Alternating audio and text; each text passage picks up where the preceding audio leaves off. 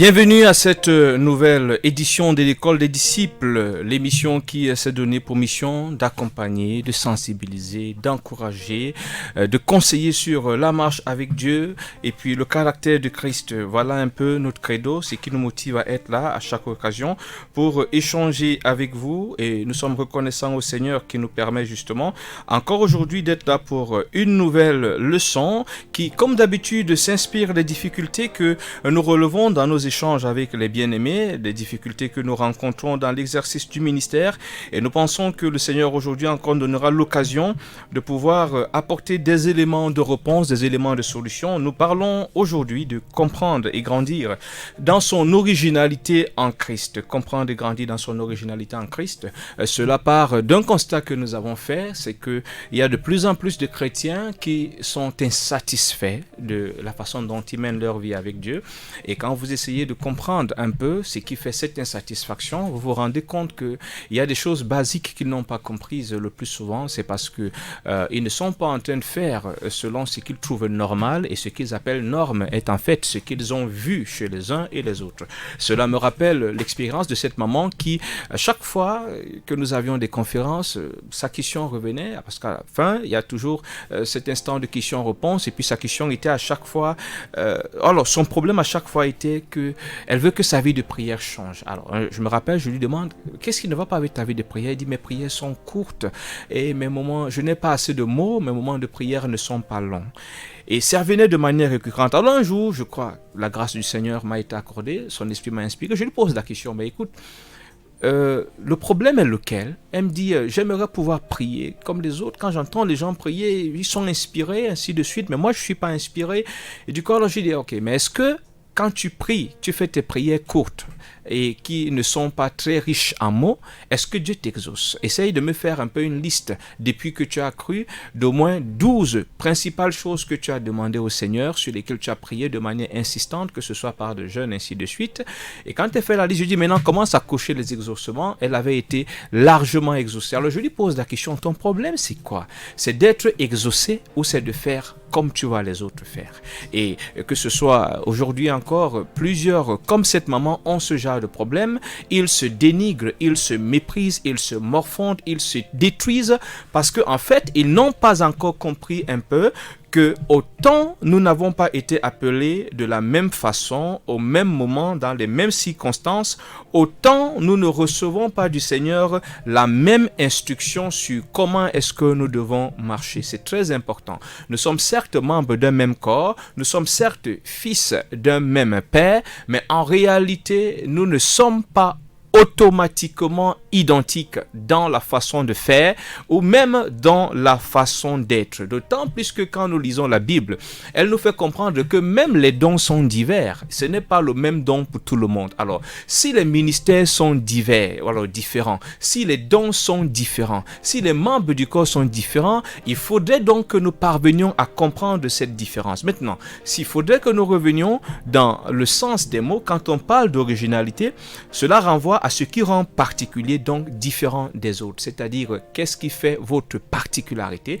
Qu'est-ce qui vous différencie des autres? Qu'est-ce qui fait qu'on ne puisse pas tout de suite, en vous regardant, voir quelqu'un d'autre? C'est ce qu'on appelle originalité. Et nous sommes en train de le dire en rappelant que, en réalité, regardez, que chacun regarde un peu les circonstances de son enrôlement, dans quel contexte, dans quelles circonstances le Seigneur vous a appelé. Vous allez vous rendre compte que dans votre communauté, vous n'êtes pas nombreux à avoir été appelés de la même façon. Il y en a qui ont été appelés à travers une maladie, grâce à la prière de délivrance. D'autres, c'est pendant qu'ils étaient au coma que le Seigneur leur a rendu visite. C'est-à-dire, tous deux ont été appelés à travers la maladie, mais pas de la même manière à travers la maladie.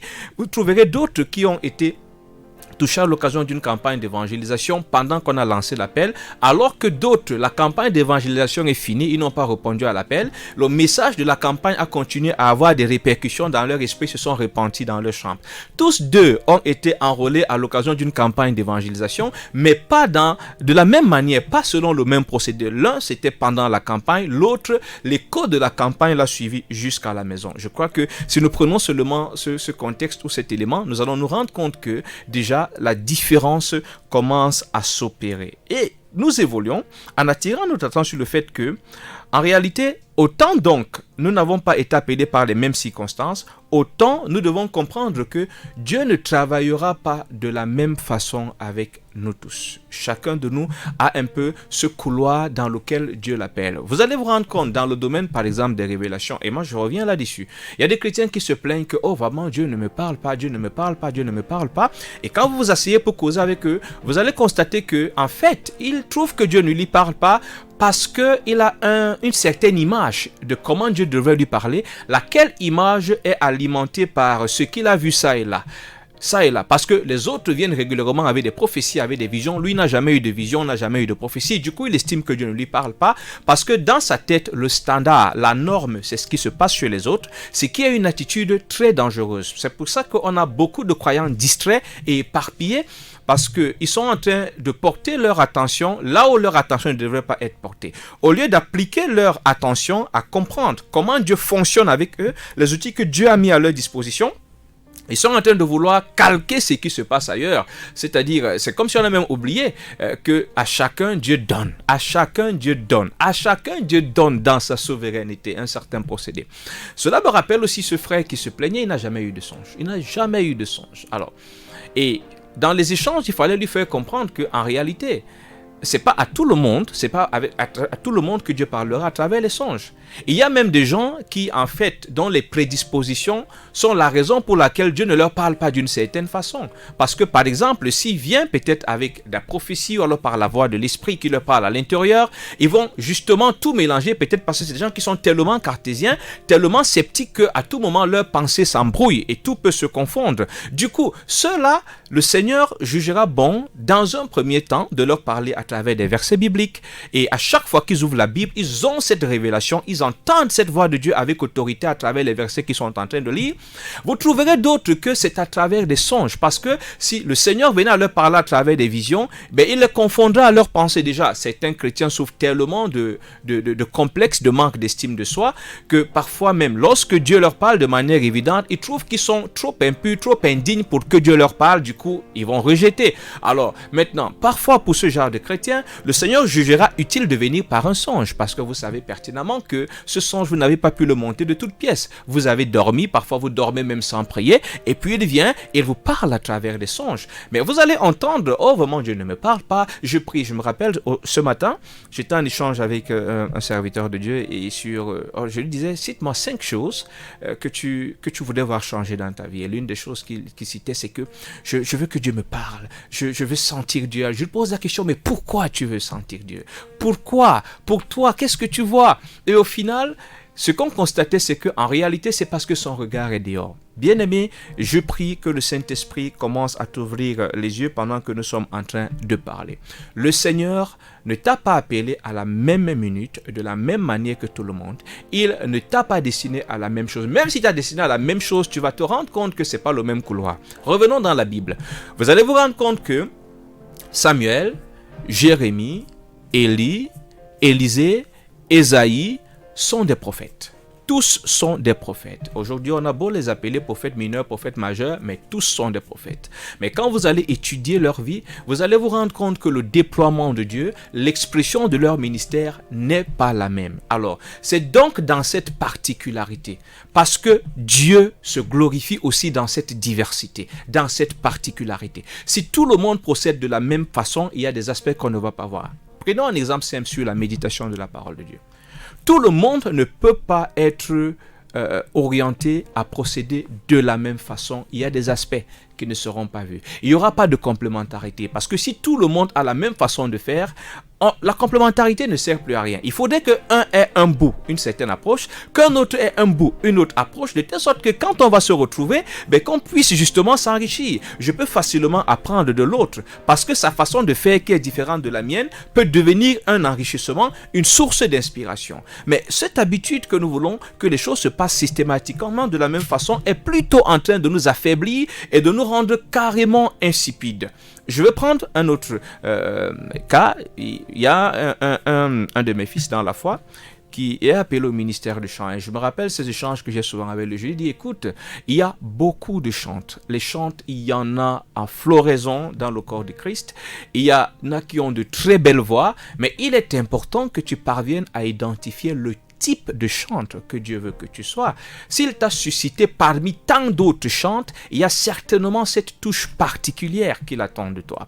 Parce que s'il avait juste besoin d'un chant comme il en existe, il ne t'aurait pas suscité puisqu'il en existe déjà. S'il t'a suscité, c'est qu'il y a un élément, quelque chose de particulier. Alors, il est important que tu restes connecté à la source pour pouvoir circonscrire ce qui doit faire ta particularité, ton originalité, en sorte que ton déploiement dans le corps de Christ contribue justement à l'éclat de la gloire de Jésus.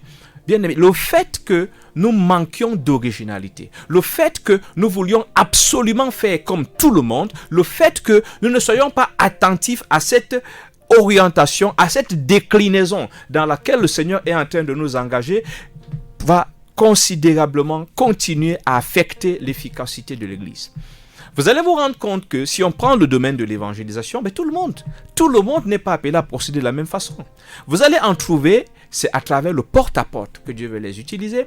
Vous trouverez un autre, c'est à travers les carrefours, ainsi de suite, l'évangélisation dans les carrefours. Vous trouverez un autre que vous le mettez dans le système du porte-à-porte et il ne s'en sort pas. Mais quand il prend son stylo ou alors son ordinateur, il va vous écrire un texte puissamment évangélique qui va révolutionner les mentalités. Vous trouvez un autre, c'est derrière un micro, comme ce que je suis en train de faire, qu'il est assez à l'aise et qu'il réussit à déployer. Alors, mais si à un moment, celui qui est en train d'évangéliser à travers les traités, à travers la rédaction, l'écriture de la littérature chrétienne, commence à trouver que non, vraiment, je veux, et il vient et vous dit, je veux gagner les âmes, je veux parler de Jésus. Et vous lui demandez, mais comment tu parles de Jésus? Parce que lui, il estime que c'est le fait d'aller faire du porte-à-porte qui est parler de Jésus.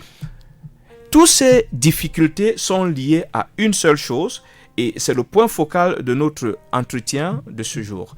Toutes ces difficultés sont liées à une seule chose, le manque d'attention. Le manque d'attention dans notre relation avec Dieu. Nous ne prêtons pas assez attention. Pourquoi? Parce que il y a déjà la façon dont Dieu nous parle. À travers nos moments de méditation, à travers les songes, à travers les visions, Dieu nous révèle des éléments de notre particularité. Il vient nous dire comment il veut être servi. Il vient nous dire ce qui attend de nous de manière spécifique. C'est pour ça que vous allez vous rendre compte, par exemple, moi je vais reprendre cet exemple personnel. Un jour, je me retrouve dans une discussion avec des parents au début de ma foi et un me fait comprendre que parce que quand Christ m'appelle à lui, je suis engagé dans des sports de combat et j'arrête tout pour m'engager pour suivre le Seigneur. Et en même temps, je m'intéressais au football, j'ai arrêté. Et voilà, je me rappelle, ce parent dit, écoute, tu t'es fait avoir, il y a ton pasteur qu'on a trouvé, ton pasteur est tout le temps en train de courir, là, on le croise dans les rues, en train de faire du sport. Je dis, non, mais écoute, papa, faut pas que tu te trompes. Mon pasteur, s'il veut, qu'il aille me monter sur un ring de boxe, ça, c'est pas mon problème. J'ai arrêté parce que je me suis rendu compte que c'est incompatible avec ce à quoi le Seigneur m'appelle. Vous voyez, il y a des petits éléments à partir desquels le Seigneur commence à nous dire ce qu'il attend de nous. Ces interdictions qu'il commence à nous donner, ces interpellations. Vous allez vous rendre compte que un jour, méditant la parole de Dieu, le Seigneur éveille votre esprit sur l'offrande, qui révolutionne votre façon de concevoir l'offrande.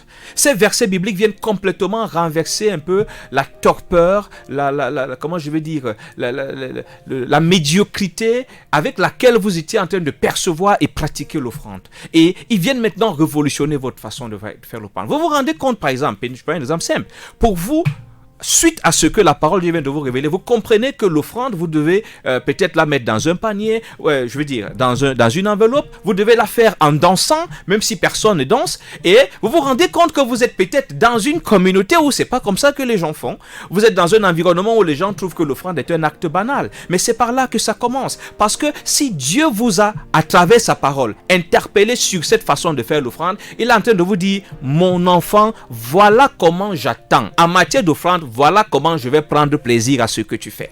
Et c'est ainsi qu'il construit cette particularité. C'est ainsi qu'il construit cette originalité. Et il faut pouvoir justement le faire. Mais quand on ne prête pas attention, parce qu'aujourd'hui, on est de plus en plus vers l'extérieur et c'est dangereux. Christ nous a appelés à la communion. Mais nous sommes plus, c'est-à-dire qu'on a moins de regard, moins les yeux sur Christ, plus les yeux sur tout ce qui se passe autour de nous, sur les clichés. C'est pour ça qu'on a aujourd'hui des chrétiens qui ont plusieurs faces. Avant de vous dévoiler, je vais reprendre cet exemple de cette sœur. Nous avons rencontré cette difficulté dans nos moments d'évangile dans les milieux académique. Elle avait un problème. Un jour, elle a appris un frère qui a dit, écoute, le meilleur temps de prière, c'est 1 heure de temps. Un autre lui dit, le bon temps de prière, c'est 2 heures. Un autre lui dit, vraiment, pour prier de manière efficace, c'est 4 heures. Et voilà qu'à chaque fois, elle était en train de changer de façon de prier. Et elle s'était retrouvée tellement embrouillée qu'au cours de la réunion, elle pose le problème. Finalement, sa vie de prière avait chuté. Elle ne savait plus où mettre de la tête. Et moi, d'attirer son attention, mais au juste. Mais pourquoi? Bon, maintenant, si quelqu'un te dit que la bonne façon de prier, c'est 2 jours, tu vas aller prier 2 jours. On est nombreux à manquer d'originalité. Pourtant, le Seigneur qui vous a appelé, vous a commencé à vous tailler à une certaine mesure. Et il y a une éducation qu'il vous a donnée. Il y a une culture qu'il vous a donnée. Il y a des interpellations qu'il vous a adressées. Mais c'est parce qu'on ne prête pas attention, comme je le disais tout à l'heure. Premièrement, on ne prête pas attention à cette instruction qu'il nous donne. Parce que c'est cette instruction qui construit notre originalité. C'est elle qui va faire qu'au fil des mois, au fil des ans, au milieu des autres, on constate que vous ne réagissez pas comme tout le monde, vous n'abordez pas les choses comme tout le monde. On va vous sortir des stéréotypes. Et vous allez vous rendre compte qu'à un moment, les solutions que tout le monde applique ne marchent pas. Et j'aime prendre souvent cette histoire de David. Lorsqu'il doit aller combattre Goliath, David était un homme qui était déjà habitué à la guerre. Il était déjà habitué aux batailles. Dans ces batailles, il n'y avait pas de bouclier. Dans ces batailles, il n'y avait pas de grande épée. Il n'y avait pas d'armure. Il n'y avait rien. Dans ces batailles avec Dieu, face à l'ours, face au lion, dans les champs, il y avait des outils rudimentaires. Et voilà que maintenant qu'il va l'affronter Goliath, le roi lui propose un armement de luxe, un armement de choix. Le seul problème, c'est que cet armement ne sied pas à David. Quand David va porter ce que le roi va lui donner, il va constater que c'est inapproprié. Il ne peut pas se déployer avec. C'est avec les méthodes de son intimité avec Dieu, c'est-à-dire, comme on dit souvent, sont comme d'habitude avec Dieu, qu'il va utiliser justement pour se déployer dans cette nouvelle bataille. Et on est nombreux à le faire. On vous dit, voilà, comme peut-être nous on est en train de lancer, on est en pleine émission, on vous dit, voilà, normalement, une émission, elle se fait comme ça, voilà comment tu dois tout noter pour ne pas aller confondre ta méditation biblique en pleine émission. Mais maintenant, vous constatez que le jour, parce qu'il y a des faits qui parlent, vous constatez que le jour où vous voulez vraiment vous concentrer pour agencer vos éléments pour votre intervention média, comme on vous a dit, comme ça se fait, comme tout le monde le fait, soit vous constatez que vous n'arrivez pas à le faire, c'est une sérieuse bataille, soit vous parvenez à le faire, mais une fois que vous arrivez au studio, à la radio, à la télé, vous constatez que vous n'arrivez pas à vous exprimer avec. Qu'il faut mettre ça de côté. Ça arrive 1 fois, 2 fois. Dieu vous interpelle. Il est en train de vous montrer comment il veut. Il veut vous apprendre à dépendre de lui, par exemple. Il veut vous apprendre à ne pas trop vous fier à vos notes. Il y a beaucoup de choses qu'il veut vous apprendre, mais on ne prête pas attention parce qu'on est porté au copier-coller. Et c'est ce copier-coller qui fait qu'on manque de plus en plus d'efficacité. Lisez les Actes des Apôtres. Vous allez vous rendre compte que Dieu ne faisait pas de la même façon avec tout le monde. Revenez même dans les évangiles. Vous allez vous rendre compte que même dans son ministère de guérison, Jésus ne répétait pas tout. C'était pas la même formule. Ta foi t'a sauvé. Tes péchés sont pardonnés. À un autre, c'est la salive. À un autre, c'est la salive et la boue. Il faudrait que nous puissions nous éveiller là-dessus. Les mêmes méthodes, les mêmes formules, chez les autres ne marcheront pas chez vous. Et lorsque vous constatez, par exemple, que ces stéréotypes que vous voulez suivre ne marchent pas avec vous, au lieu de commencer à dire que vous êtes un mauvais chrétien, de commencer justement à vous lamenter, à vous apitoyer sur vous, c'est l'occasion de vous rapprocher du Seigneur. De voir si vous n'êtes pas là en train de vouloir porter une armure qui n'est pas adaptée à vous. Peut-être que vous avez abandonné quelque chose, une méthode, une approche que Dieu avait mise à votre disposition, qui devait vous aider parce que vous avez tellement porté les yeux sur l'autre. Et il y a ce phénomène qu'on a aujourd'hui qui n'aide pas aussi beaucoup. Ce culte des grands hommes de Dieu, des hommes populaires qu'on a, qui aussi n'aide pas beaucoup. C'est-à-dire qu'il suffit qu'un grand homme de Dieu, qui est très populaire, vienne d'un média et qu'il commence à dire, voilà, moi, avant d'aller au culte, je fais d'abord 45 minutes de louange intense. Pap, et c'est parti. Il y a quelqu'un là, voilà, c'est ce qu'il va capter, c'est 45 minutes de louange qu'il est en train de faire. Ce qu'il a oublié de questionner, c'est ce qui a amené l'homme de Dieu à faire les 45 minutes de louange avant d'aller au culte. Lui aussi, il veut carrément prendre école à sa vie. Et c'est ainsi qu'on constate qu'il y a plusieurs qui forcent des pratiques et ils sont surpris que ces pratiques ne produisent pas dans leur vie. Or, ils ont des témoignages de ce que ces pratiques produisent. Ah ben, moi, chaque fois que j'ai un problème, je prends 3 jours de jeûne et prière à sec et le problème est résolu. Voilà aussi la sœur qui ça va prendre 3 jours de jeûne et prière à sec et sort de là malade. Elle prend encore 3 jeûnes et prière à sec, le problème s'aggrave. Et voilà, elle est tentée soit de sombrer dans l'abattement, moi Dieu ne me connaît pas, il connaît ses vrais enfants, soit de devenir sceptique. Vraiment, l'affaire de jeûne et prière, ça vaut pas la peine, ça marche pas. Mais non, mais non. Dieu ne t'attend peut-être pas dans les 3 jours de jeûne et prière. Peut-être que Dieu, lui, t'attend à pouvoir trouver ton orientation et ta force dans la méditation de la parole de Dieu. C'est-à-dire, quand ça devient compliqué, va lire la Bible.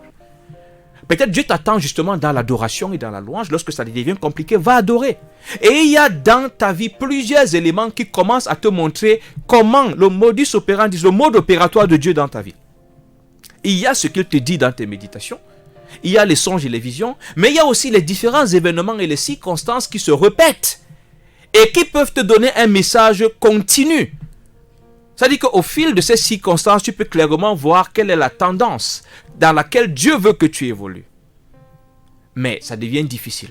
Ça devient difficile parce que le problème, c'est que tout le monde veut rapidement être rendu public. C'est en fait, je crois que c'est parce qu'on est attiré par le visible. On est attiré par le visible, ce qui paraît aux yeux des hommes. Parce que quand on va revenir avec David, l'ours et le lion, personne n'était là. Les batailles de David dans le champ, il n'y avait personne. Donc du coup, ces exploits là-bas étaient des exploits muets. Lorsqu'il doit maintenant affronter Goliath, c'est quelque chose de public. Et du coup, ce qui va sauver David, ce qui va faire la force de David, ce n'est pas les solutions ramassées dans cette partie publique, l'armure du roi devant tout le monde. Non, c'est les solutions développées dans son intimité avec Dieu. C'est son habitude, comment il avait l'habitude de faire avec Dieu. Comme il a l'habitude de faire avec Dieu dans le couloir serré. Il faudrait que nous sortions un peu de ce stress inutile dans lequel nous nous mettons. Et je prie que pendant que nous sommes en train d'aborder ce sujet, celui ou celle qui se retrouve justement dans cette situation n'hésite même pas à nous partager son expérience. Ça va certainement édifier tout le monde pour que nous puissions ensemble sortir justement de cette confusion dans laquelle certains seraient en train d'évoluer. Nous rappelons que si vous voulez partager avec nous votre témoignage ou vos préoccupations, c'est au 657 45 66 23, 657 45 66 23. Si vous nous contactez depuis l'extérieur du Cameroun, vous précédez ce numéro de l'indicatif plus 237. Donc plus 237 657 45 66 23. SMS WhatsApp à ce numéro pour justement nous partager votre expérience, votre question, votre préoccupation. Nous allons marquer une pause, le temps pour vous de faire la synthèse de ce que vous aurez retenu jusqu'ici. Pour ceux qui seront en train de rédiger leurs questions, les préoccupations, vous rassurer que c'est bien fait parce qu'il faudrait que vos messages soient signés. Et voilà, nous allons revenir avant la fin de notre rencontre de ce jour.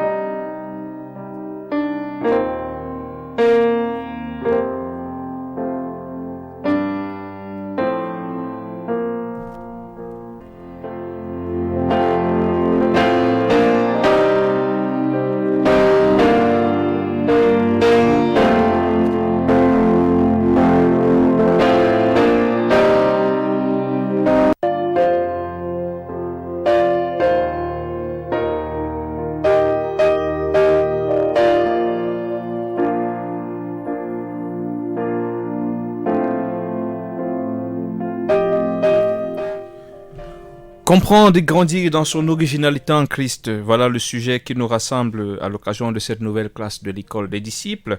Et nous avons soulevé pas mal d'éléments qui devraient justement aider les uns et les autres à pouvoir s'ajuster, à pouvoir s'armer pour ne pas tomber dans certaines difficultés. Nous commençons, alors voilà, bonsoir révérend, merci encore pour cet enseignement. Je rends grâce à Dieu car avant, lorsque je vivais une situation, je me plaignais chez les hommes, mais depuis ce jour, je suis allé vers Dieu avec une situation, il m'a répondu, depuis ce jour, c'est ainsi que je fonctionne. Merci encore et que le Seigneur vous bénisse, Gwendoline de Bédi. Merci Gwendoline, soyez bénie et fortifiée. Merci, le témoignage de Gwendoline va nous aider justement à renforcer cette vérité. Je prends cet exemple. Tout à l'heure, j'étais en train de vous dire qu'il y a des faits continue à travers lesquels Dieu nous montre la voie, mais nous refusons. Vous voyez, Gwendoline avait l'habitude d'aller vers les hommes lorsqu'elle avait des difficultés, mais un jour elle a essayé quelque chose de différent, et quand ça marchait, elle a compris que voilà comment Dieu veut que je fonctionne. Alors, pas forcément besoin d'une prophétie qui dit, ma fille, quand tu as un problème, viens d'abord me voir. Peut-être que ce n'est pas passé par un verset, c'est passé par une situation, c'est passé par un fait. Dieu nous parle par des faits. Mais comme je le disais, notre distraction, nous sommes à une époque de forte distraction. Quand ce n'est pas le monde qui nous distrait, c'est l'agitation dans ce qu'on peut appeler, dans l'univers de l'Église de Christ, qui nous distrait. Du coup, on n'a vraiment plus l'occasion, le temps de prêter attention à ces murmures de Dieu, à ces signaux que Dieu nous lance. Vraiment, Gwendoline, merci pour ce témoignage. Et il faut conserver le cap. Généralement, on dit de manière triviale qu'on ne change pas l'équipe qui gagne, on ne change pas la formule qui gagne. Et vous trouverez beaucoup de versets bibliques qui vous encouragent justement dans cette posture. Nous allons malheureusement nous arrêter là pour aujourd'hui, mais nous rappelons que les activités de l'école des disciples continuent sur la page Facebook, Facebook/éco-disciples, mais également sur WhatsApp au 694 89 60 31, 694 89 60 31. Donc ceux qui veulent rejoindre le forum WhatsApp de l'école des disciples, vous nous contactez au 694 89 60 31. Heureux d'avoir été avec vous à l'occasion de cette nouvelle leçon. Je suis Esaïe Charlie Bitek de Bon. Rendez-vous la semaine prochaine s'il plaît à Dieu. Soyez bénis.